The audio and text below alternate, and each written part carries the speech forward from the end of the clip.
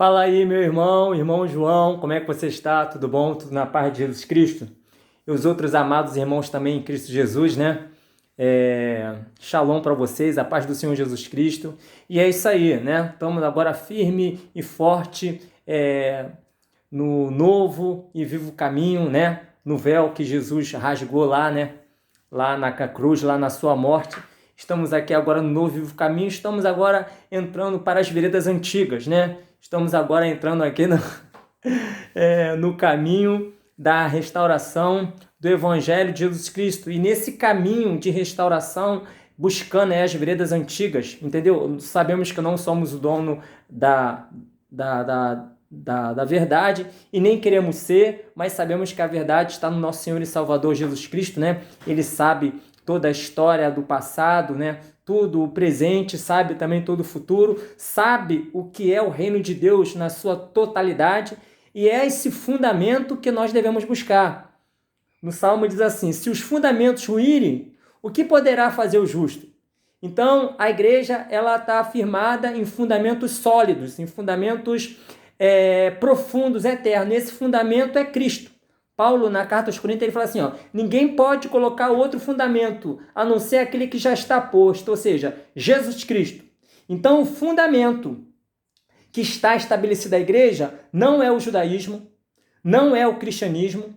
O fundamento não é nenhuma igreja evangélica cristã. Nós sabemos, eu estava vendo um vídeo falando sobre o que aconteceu com os templos evangélicos lá na Europa. Por exemplo, igreja luterana, igreja wesleyana, igreja presbiteriana, igreja não sei o que lá. Vários desses templos que foram construídos na Europa, século XIV, XV, XVI, XVII, esses templos foram destruídos e viraram...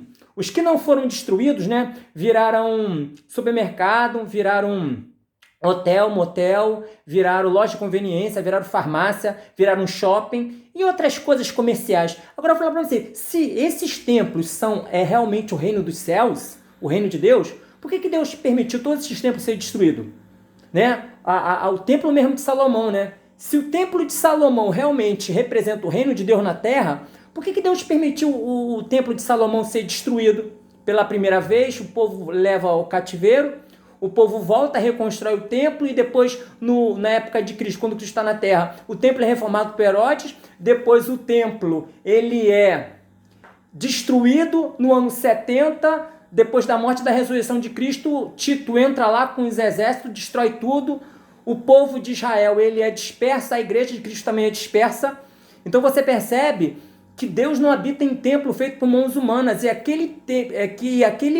aquela casa e aquele trono e o reino que seria firmado para sempre, como o profeta Natan falou ali para Davi, né? Ou seja, não seria um templo de pedra, de madeira, de ouro, de prata, né? Não seria. A gente entende muito bem que esse templo só pode ser quem? Cristo. Ele é a verdadeira casa de Deus, né? Ele é verdadeira, lá em João, quando fala assim, mas o verbo se fez carne e habitou entre nós. Essa palavra habitou, os irmãos vão entender que habitar aí é tabernacularizou, no grego está escrito tabernáculo. Então Cristo se fez um tabernáculo, Cristo se fez uma casa e veio habitar entre nós. Então qual é a verdadeira casa de Deus que foi construída entre nós como um tabernáculo andante? Cristo. Cristo é a verdadeira casa ou prédio ou templo, edifício de Deus, que veio aqui morar entre nós. E ele nos fez o quê? Apocalipse ele fala assim, aquele que vencer, falei coluna do templo do meu Deus. Então nós somos a verdadeira também coluna templo do nosso Deus. Somos templo do Deus vivo. Então você percebe hoje em dia, meus irmãos, milhares de pessoas bem intencionadas como Davi querem construir a sua próprio templo, a sua igreja evangélica. Eu vou construir uma igreja, eu sou o pastor presidente, eu sou o apóstolo, fundador desse ministério, eu sou o missionário, fundador desse ministério, e eu vou botar o nome, igreja fulano de tal, igreja papapá, igreja não sei o que. São milhares e milhares de templos evangélicos com as suas igrejas evangélicas. Agora, porventura, Olha só, e cada uma dessa igreja evangélica tem a sua própria doutrina, tem as suas próprias interpretações bíblicas, criam milhares e milhares de teologias e interpretações teológicas diferentes. Agora eu falo para você, isso causa maior divisão no corpo. E Cristo lá em João 17, ele fala assim, oro a ti, ó Pai, para que todos sejam um. Assim como tu é um, e eu sou um em ti e tu em mim. Tá entendendo? Então Cristo ora a unidade, você percebe que construir templo está causando divisão no corpo de Cristo. E porventura, Cristo está dividido com o seu corpo de maneira nenhuma. Cristo não está dividido. Então, se qualquer tipo de camarada, por exemplo, eu estou saindo do templo evangélico da Assembleia de Deus, porque lá está cheio de erro. Claro, também tem muita coisa boa, graças a Deus. Eu louvo a Deus pelo templo da Assembleia de Deus, mas eu estou vendo muita heresia, eu estou saindo de lá por causa disso. Entendeu? Eu estou buscando a verdade, não aprendendo com o homem, mas aprendendo com o Espírito Santo. Então, se você quer, irmão João, e outros irmãos também que estão ouvindo esse vídeo, que eu estou vendo, se você quer aprender com o Espírito Santo de Cristo, com Jesus Cristo, igual Paulo aprendeu, ele falou assim, o evangelho que eu recebi não de homem algum, nem por intermédio de homem algum, mas por revelação de nosso Senhor Jesus Cristo. Ou seja, é o próprio Espírito Santo de Jesus Cristo ressuscitado que vai nos revelar o que é o reino de Deus, revelar o que é a igreja verdadeira de Cristo, porque a igreja não é um templo físico. Em Atos 17, Atos 7, Atos 17, Estevão e Paulo falam que Deus não habita em templo feito por mãos humanas. Então eu não quero mais buscar a Deus, entendeu? Numa religiosidade. Cristo falou várias vezes, né? Que derrubar esse templo eu reconstruirei em 3 dias. Ele estava falando do templo dele, do corpo dele. Ele falou assim, eis aqui quem é maior que o templo. Né? Cristo também disse que não ficaria pedra sobre pedra que não seja derribada. Então, quando o Davi falou que iria construir um templo para Deus, Deus falou através do profeta Natan e falou assim, ó, Davi, não é você que vai construir um templo para mim. Eu sempre andei contigo, você estava fora do templo, você estava fora do tabernáculo, e você lutou lá com os teus inimigos, teus adversários, e eu estava dentro de você, Davi, estava te dando vitória, eu, estava te fortalecendo com o meu Espírito Santo, e eu te dei vitória para todos os teus inimigos, te dei vitória, te dei escape ali contra Saul que queria te matar, eu estava dentro de você, você estava fora do templo, fora do tabernáculo, e eu te enchi com o Espírito Santo de coragem, de poder, e você venceu Golias. Eu sempre estava contigo, Davi, 24 horas por dia, e você estava fora do templo. Eu sempre andei com o meu povo de Israel sem templo, ou seja, andei em tenda e andei em tabernáculo. Por que agora você quer que eu habite só dentro de um templo? Você quer construir uma casa para mim? Davi, você não vai construir casa para mim.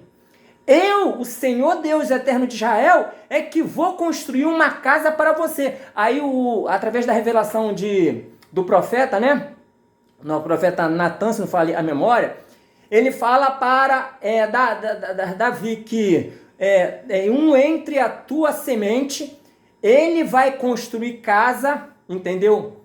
Ele vai construir para mim uma casa, e a sua casa e o seu trono e o seu reino serão firmados para sempre. Então nós sabemos muito bem que Jesus, lá em Apocalipse no capítulo 22, fala que Jesus, ele fala que eu sou a raiz, olha só, eu sou a raiz e a descendência de Davi.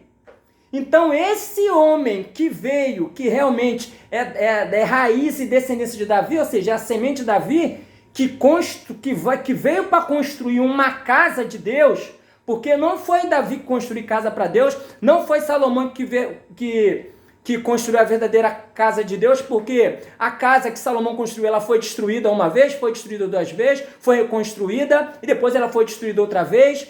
No reino de Salomão, o templo de Salomão, sabe muito bem que Salomão fez o que era o mal aos olhos do Senhor. Salomão, na sua velhice, ele construiu outros deuses, né, para aquelas mulheres que ele se casou e Salomão se corrompeu, o reino de Salomão com as 12 tribos, ela foi dividida. Agora fala assim, o reino de Deus pode ser dividido? O reino de Deus pode ser destruído? Não. Então se a casa que Salomão construiu e o reino de Salomão foi dividido, as 12 tribos ela foi dividida, então Salomão nunca construiu a verdadeira casa de Deus. Nunca! A verdadeira casa de Deus foi construída por quem?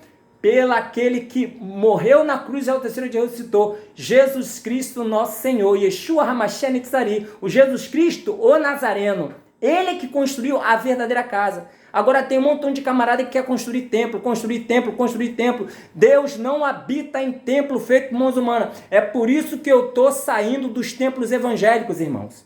Com todo o respeito que eu tenho ao templo evangélico, tá bom? Com todo o amor e carinho que eu tenho a todos os pastores do Brasil e do mundo, com todo o amor e carinho e com grande amor e carinho que eu tenho às igrejas evangélicas, mas eu sei que Deus não habita em templo, ó, feito por mãos humanas, templo feito por mãos humanas. Paulo, outra coisa também, Paulo, ele nunca construiu um templo evangélico cristão. Por que Paulo se reunia em casa? Por que Paulo se reunia nas praças? Por que Paulo se reunia nas ruas? Por que Paulo reunia e pregava o evangelho nas prisões onde ele estava preso? Por que Paulo pregava o evangelho nas casas que ele alugava? E Paulo pregava o evangelho nas viagens de navio. Paulo pregava o evangelho em vários lugares, mas Paulo nunca construiu um templo. Porque Paulo sabia que Deus não habita em templo feito por mãos humanas. Agora, o que a gente quer fazer? A gente quer construir templo.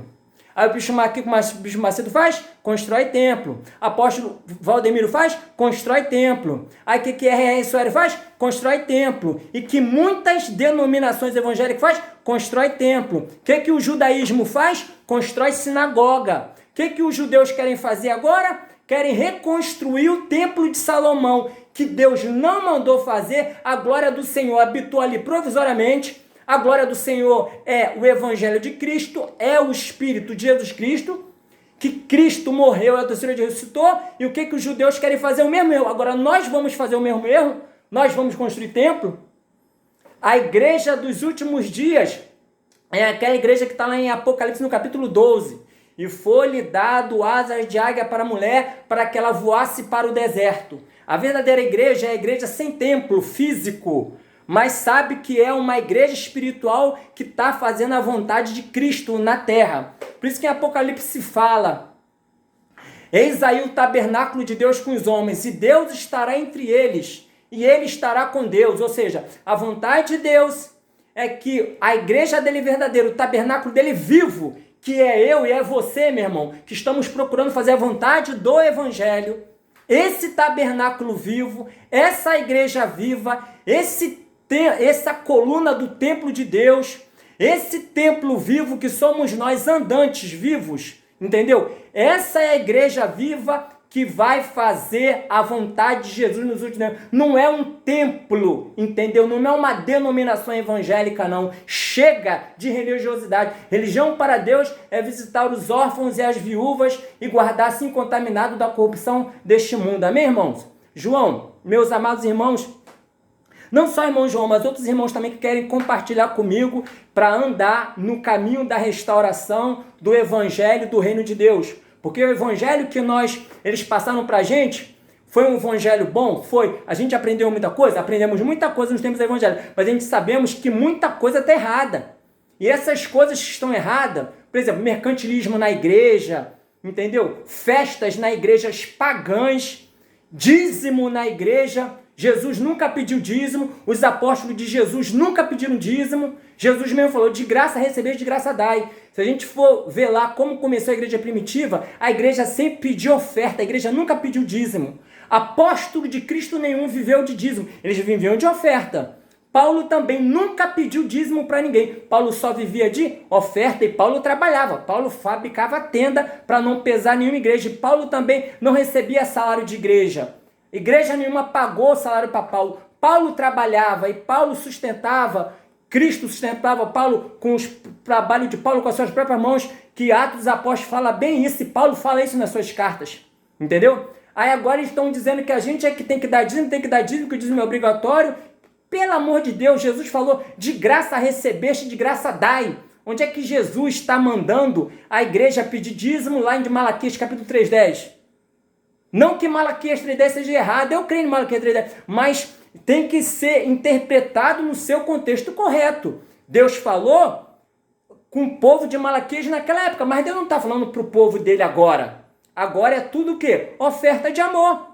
Porque a doutrina apostólica, ela pedia e ela trabalhava com ofertas de amor. Então vamos fazer a mesma coisa, oferta de amor. Entendeu? Eu quero mostrar para vocês alguns materiais que eu tenho. E quando a gente for se reunir em casa, se reunir na casa um do outro para a gente pregar o evangelho e aprender as coisas de Deus, né? Os irmãos venham se interar comigo. Olha só os materiais que eu tenho, irmãos. Olha só, bora dar uma olhada aqui. Aqui, ó. Aqui, ó. São alguns materiais que eu tenho. Ó, isso aqui é uma peshita aramaica, tá vendo? É uma peshita aramaica, olha só que legal. Isso aqui é uma Bíblia que eu pedi para minha irmã para trazer lá dos Estados Unidos para mim. Essa aqui é a peshita aramaica dos evangelhos do nosso irmão Tzadok Ben Derek. Aqui tá os textos em aramaico e em português. A gente vai estudar também um pouco, eu tenho alguns manuscritos muito bons para a gente estudar a palavra. Aqui tem um Novo Testamento também que eu tenho aqui em casa, aqui do Valdir Carvalho Luz, é um Novo Testamento interlinear, grego, tá vendo aqui? Grego e tem português. Nós vamos estudar, se os irmãos quiserem vir aqui em casa, trocar uma ideia comigo, né? Tomar um café e pegar esses rolos aqui, a gente vai estudar. Tem aqui também esse Antigo Testamento poliglota, aqui, ó, hebraico, grego, português e inglês. A gente pode consultar ele, tem muita coisa interessante, olha só que maneiro. Entendeu? Eu quero estudar a Bíblia, a gente tem que ser crente bereano, o pessoal só quer saber só de festa. Vamos lá para a minha igreja, vamos lá fazer festa. E Bíblia que é bom, ninguém quer estudar. É muito fácil construir templo, mas é mais difícil estudar a palavra, né? Conhecer a palavra, que o verbo se fez carne e habitou entre nós. A igreja verdadeira, ela não busca construir templo, ela busca construir no fundamento da palavra. A verdadeira igreja, que foi o que Jesus falou para Pedro. Pedro, sobre esta pedra, ou seja, sobre esse fundamento, Cristo, Filho de Deus vivo, edificarei a minha igreja. E as portas do inferno não prevalecerão contra ela. Então a igreja está edificada o quê? Na palavra, porque a palavra é Cristo. Não é fundamentada em prédio, fundamentado, entendeu? Em templos feitos por mãos humanas. Aqui, ó. Esse aqui é um Antigo Testamento que está uma página em hebraico e a outra página em espanhol. Os irmãos também quiserem. Esse aqui é um Salmos que eu tenho. Esse Salmo eu tenho, esse Salmo ainda tem outro. Esse aqui, ó, tá lá transliterado em hebraico, você tá vendo? Hebraico. Aí dá a transliteração dele como a gente fala e depois está em português. Aqui, ó, esse aqui é o Salmo 42, ó. Muito legal, a gente vai entrar nas escrituras. Essa aqui é uma Bíblia de Jerusalém. Aqui, irmão João também, irmã Marisa, outros irmãos, irmão Rubem, e outros irmãos também, entendeu? Que quer a palavra comigo aqui. Essa é uma Bíblia, uma tradução de Bíblia de Jerusalém muito boa. Eu tenho aqui as minhas outras traduções também que eu achei interessante. Essa aqui é a Torá, a Lei de Moisés. A gente pode também estudar ela, muito boa. Isso aqui tem umas escrituras que eu achei comigo ali com o arcanjo, que ele até agora ele se afastou da nossa amizade, né? Mas ele deixou um negócio aqui legal, que a gente evangeliza até os judeus. E aqui, ó, é a Torá em português, que é uma tradição muito boa. Eu uso a lei legitimamente. Eu uso a lei, não é para ficar colocando a lei como fonte de salvação. A lei nunca salvou ninguém. Mas eu uso a lei legitimamente, eu uso a lei para encontrar o nosso Messias, Yeshua HaMashiach, encontrar Jesus Cristo dentro da lei. Então, quando a gente entra na lei, a gente entra na lei de Moisés, na Torá, para a gente encontrar Jesus dentro da lei. Porque Jesus é a Torá viva que se manifestou, tabernacularizou entre nós. E aqui é um dicionário internacional de Antigo Testamento. Aqui é quando a gente vê uma palavra de difícil compreensão, uma palavra em hebraico, um termo em hebraico, por exemplo, a palavra igreja.